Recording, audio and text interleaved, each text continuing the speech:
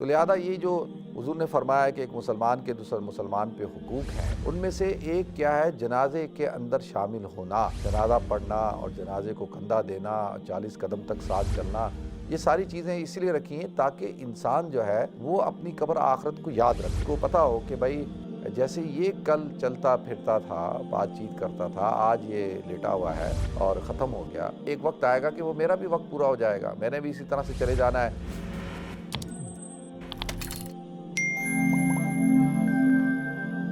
محترم ناظرین کرام، بزرگان دین اور میری عزیز ماؤں اور بہنوں بھائیوں، السلام علیکم ورحمۃ اللہ وبرکاتہ۔ ناظرین، کچھ دن ہوئے اس سنڈے کو ہمارے ایک دوست تھے، ایک ساتھی تھے، ان کا انتقال ہو گیا۔ انتقال تو ان کا غالباً جمعرات کی رات کو ہوا تھا، اور ان کی جو تدفین تھی وہ اتوار والے دن تھی، اور ان کے جنازے میں شرکت کرنے کے لیے میں گیا۔ تو اب جیسی مسجد میں داخل ہوا تو ساتھیوں نے کہا کہ جی وہ ان کی میت جو ہے وہ نیچے ہال میں رکھی ہے، آپ آخری دیدار کر لیں۔ تو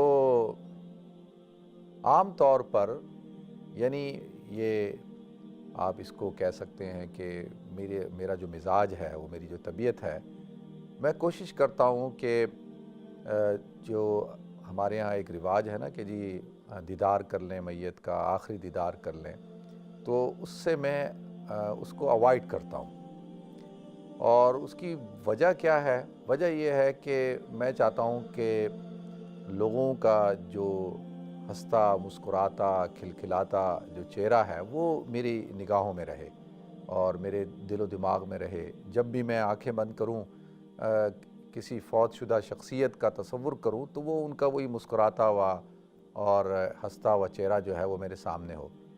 تو عام طور پر پھر جب آدمی دیدار کرتا ہے تو اس میں پھر جب بھی آپ ان کو تصور میں لاتے ہیں تو وہی چہرہ یا وہی منظر جو ہے وہ سامنے آتا ہے۔ تو اب یہ ٹھیک ہے، میرے ہو سکتا ہے کہ میں غلط ہوں، لیکن میرا ایک مزاج ہے، تو میں اوائڈ کرتا ہوں کہ بھئی آخری دیدار کرنے سے اور اس طرح سے۔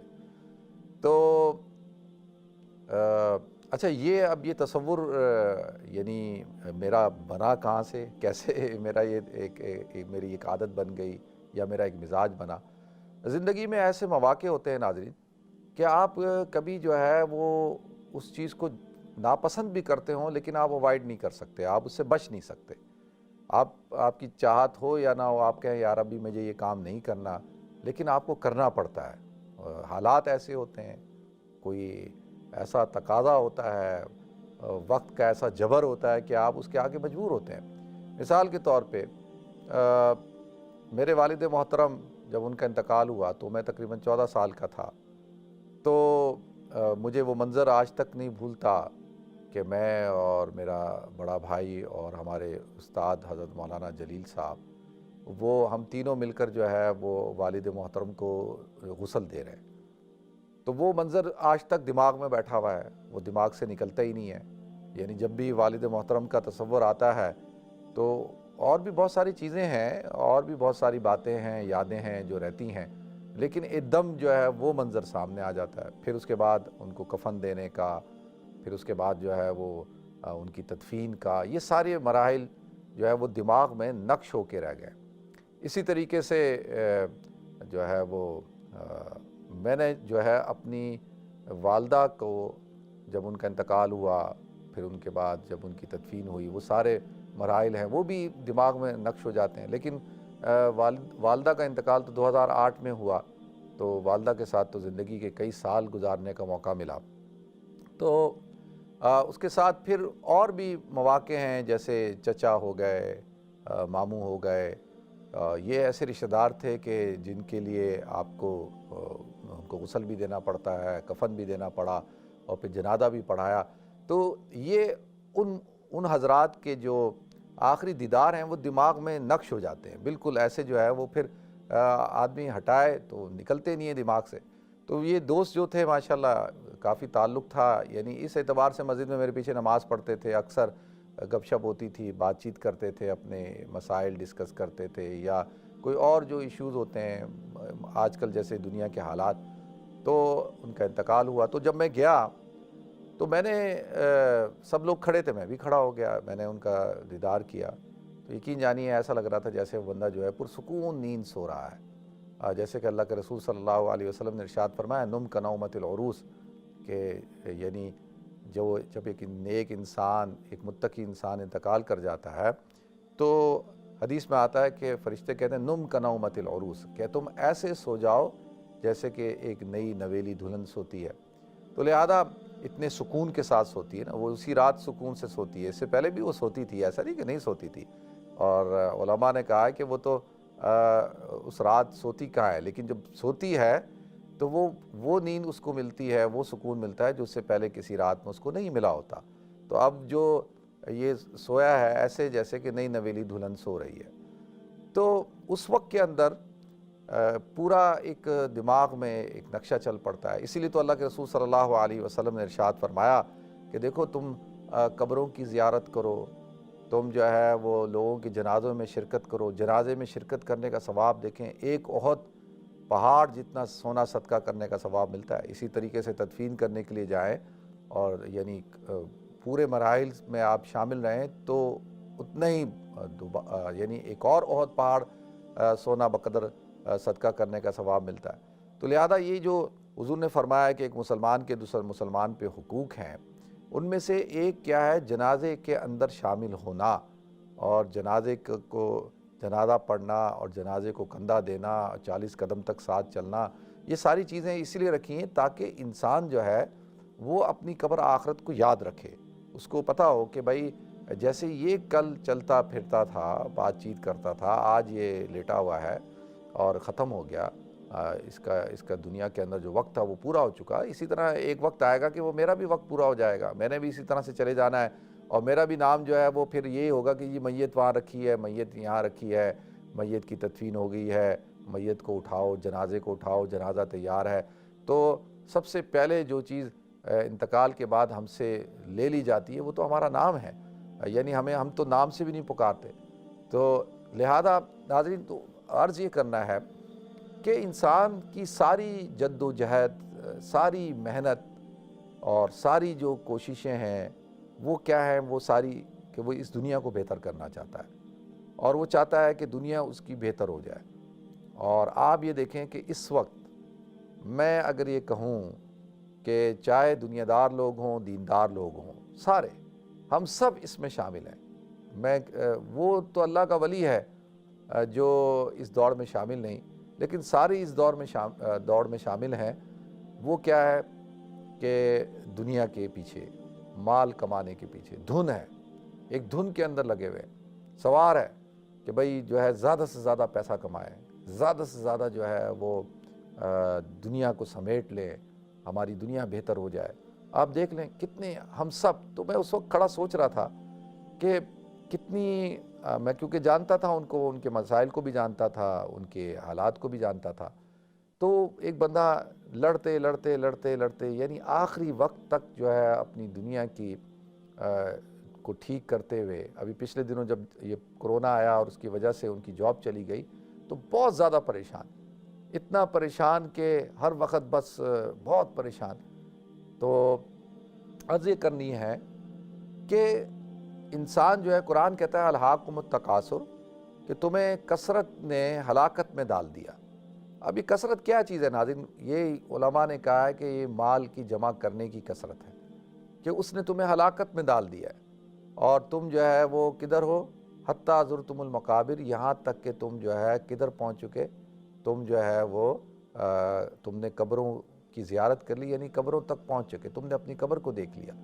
تو کثرت ہے ناظرین، کثرت کے پیچھے ہم دوڑ رہے ہیں، میں بھی دوڑ رہا ہوں، آپ بھی دوڑ رہے ہیں، ہم سب دوڑ رہے ہیں، اور دوڑتے دوڑتے دوڑتے دوڑتے اور جب ہم بالکل اپنے اینڈ پہ پہنچتے ہیں، دیکھیں ہم کہتے ہیں کہ یار اتنا کما لیں، اتنی دولت ہو جائے، اتنی پراپرٹیاں ہو جائیں، رینٹل انکم شروع ہو جائے، یہ ہو جائے تو ہم اپنا بڑھاپا جو ہے سکون سے گزاریں گے۔ تو جیسی بڑھاپا آتا ہے ناظرین تو وہ پھر اندازہ ہوتا ہے اوہو یہ تو بڑھاپا تو سکون سے گزر ہی نہیں سکتا، کیونکہ بڑھاپا تو نام ہی بیماریوں کا ہے، بڑھاپا تو نام ہی جو ہے وہ کمزوری کا ہے، ضعف کا ہے۔ بڑھاپے میں تو کئی قسم کے عوارض لاحق ہو جاتے ہیں انسان کو۔ اب کیا ہے کہ وہ اب بندہ جو ہے پھر آہستہ آہستہ آہستہ آہستہ آہستہ پھر ختم ہو جاتا ہے۔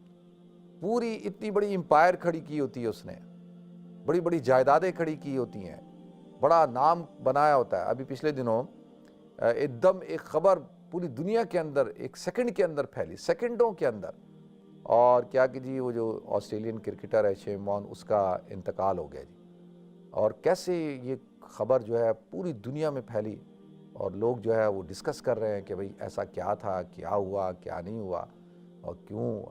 تو یہ ایک حقیقت ہے ناظرین، ہم ساری زندگی اپنی دنیا کو بناتے ہیں، اور اچانک تو اس لیے میں کہہ رہا ہوں کہ ایک انسان کو اندازہ نہیں ہوتا نا، حالانکہ موت کبھی بھی اچانک نہیں آتی ہے، وہ بتا کے آتی ہے، وہ ہر طرف جو ہے اس کا چرچا ہوتا ہے کہ آج اس کا انتقال ہو گیا، کل اس کا انتقال ہو گیا۔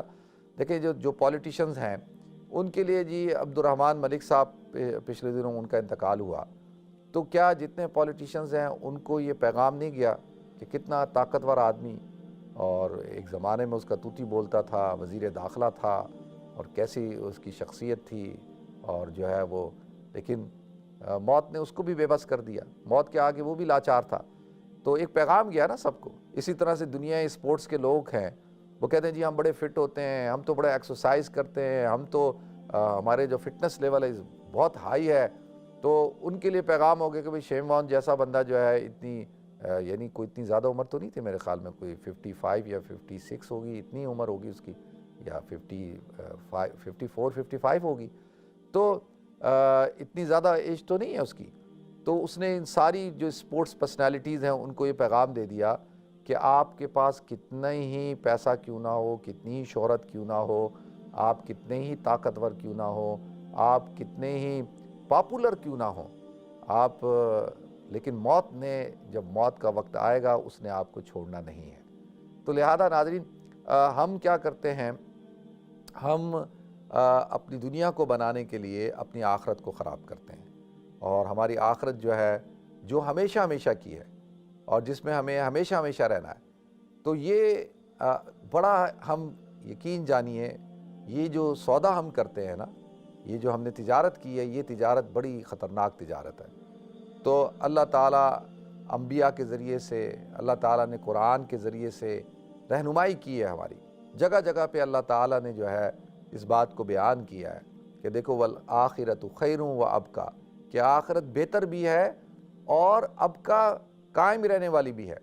حضور اکرم صلی اللہ علیہ وسلم جب آپ معراج پہ تشریف لے گئے تو حضرت ابراہیم علیہ السلام سے ملاقات ہوئی، تو حضرت ابراہیم علیہ السلام نے حضور اکرم صلی اللہ علیہ وسلم سے فرمایا کہ آپ اپنی امت کو جا کر میری طرف سے ایک پیغام دیں، اور وہ پیغام کیا ہے؟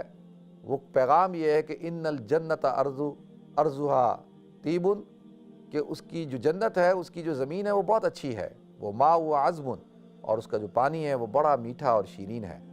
لیکن جنت جو ہے اس کی زمین تو بڑی زرخیز ہے، لیکن وہ چٹیل میدان ہے، وہ بالکل خالی ہے۔ اس کا کیا مطلب ہے ناظرین؟ اس کا مطلب یہ ہے کہ ہر انسان جب وہ کلمہ پڑھ لیتا ہے تو اللہ تعالیٰ جنت کے اندر اس کا ایک نام لکھ دیتے ہیں کہ بھئی یہ شخص جو ہے وہ جنت میں داخل ہوگا، اس کے پاس اب جنت کا ویزا ہے، چاہے وہ دیر سویر ہو، گناہگار ہوگا، سزا بھگت کر اور معاملات کو حل کر کے آئے گا، لیکن جو مسلمان ہے جس نے کلمہ پڑھا ہے وہ ضرور بضرور جنت میں داخل ہوگا۔ من قال لا الہ الا اللہ دخل الجنہ، جو شخص بھی جس نے بھی کلمہ لا الہ الا اللہ پڑھا وہ جنت میں ضرور داخل ہوگا۔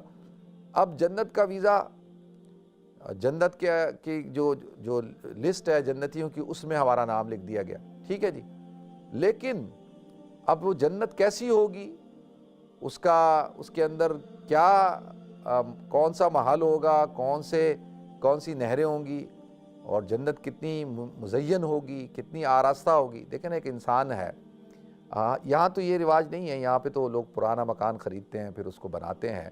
پاکستان کے اندر کیا ہوتا ہے کہ پلاٹ خریدا جاتا ہے، آپ پلاٹ خریدتے ہیں، سب سے پہلا اسٹیپ کیا ہوتا ہے آپ کا؟ محنت کرتے ہیں یار اچھی جگہ پہ ایک اچھی لوکیشن پہ پلاٹ خرید لو.